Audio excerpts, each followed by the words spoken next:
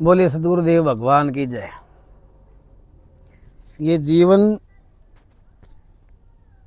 जीवन हमको मिला है, परमात्मा की बड़ी असीम कृपा है।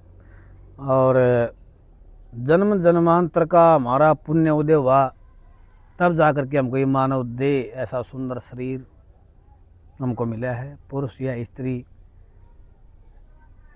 बच्चा हो, जवान हो, बूढ़ा हो, कोई भी हमारे जीवन की अवस्था हो, जब हम चेतते हैं, जब हम विचार करते हैं, कस्मात् मार्गात गंतव्यम, किस मार्ग से जाना चाहिए।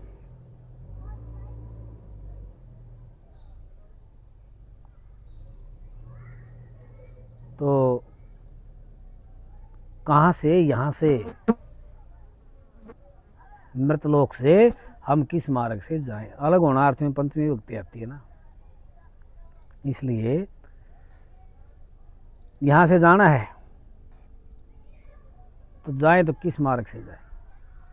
केवल एक ही मार्ग है, और वो मार्ग है परमपिता परमात्मा। परमपिता परमात्मा का मार्ग है, मोक्ष का मार्ग है, भक्ति का मार्ग है। अन्य सभी जो मार्ग हैं वो घूमते हुए, चक्कर लगाते हुए इसी भूलोक पर आकर के रुकते हैं। किसी भी भगत का वेद पुराणों के अंदर जो लिखा हुआ है, नारद मुनि हैं, उनके भी कई जन्म हैं। राजा ऋषभ देव के पुत्र भरत के भी कई जन्मों की कथाएं चलती हैं। जिन्होंने मोक्ष मिला है और जिनकी गति हुई है, एक जन्म में गति नहीं होती। गति किसको मिलती है, मोक्ष किसको मिलता है?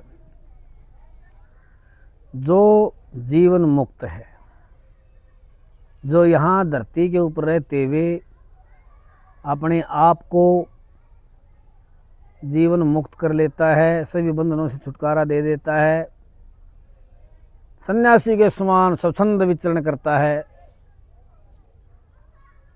और हर वक्त प्रभु के भजन में, हरि के भजन में लीन रहता है। अपने इष्ट को बार बार सुमरता हुआ, गुरु दत्त मंत्र को जपता हुआ जो रमण करता है, जो भगवान के भजन में लीन रहता है और गुरु के वचन पर स्थिर रहता है, वो व्यक्ति मोक्ष को प्राप्त करता है। अरबों खरबों जीवों में से कोई एक जीव मोक्ष को प्राप्त कर पाता है, आवागमन के चक्कर से छुटकारा पाता है। उसके लिए हम कैसा जीवन जिए?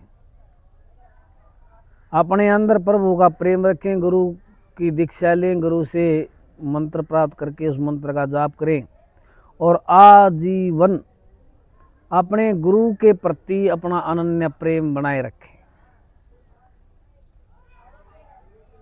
जिसके अंदर अपने गुरु के प्रति प्रेम नहीं, अपने गुरु के प्रति श्रद्धा नहीं, तो उसके द्वारा दिए हुए मंत्रों के अंदर कैसे श्रद्धा होगी, कैसे उसके अंदर विश्वास होगा।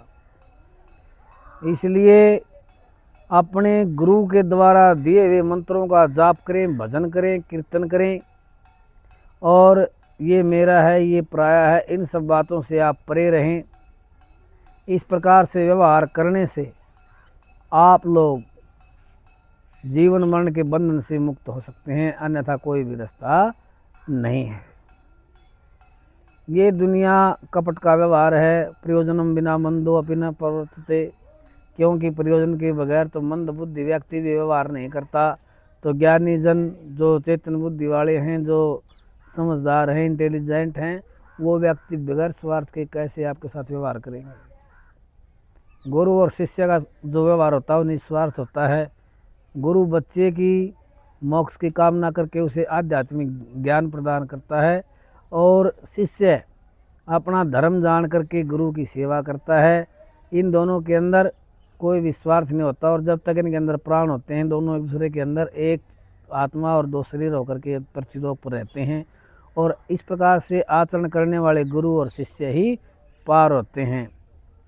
इसीलिए सभी रास्ते को छोड़ करके परमात्मा के रास्ते चले और सभी बंधनों को काट करके सभी को प्रभु की इच्छा पर छोड़ करके केवल परमात्मा के पथिक बन करके ब्रह्मचर्य, गृहस्थ, संन्यास और वानप्रस्थ इन चारों आश्रमों का भली भांति गृहस्थ आश्रम में रहते हुए पालन करें और इनकी पालना करने से अवश्य ही उत्तम गति को प्राप्त करेंगे। बोले श्री हरि नारायण भगवान की जय।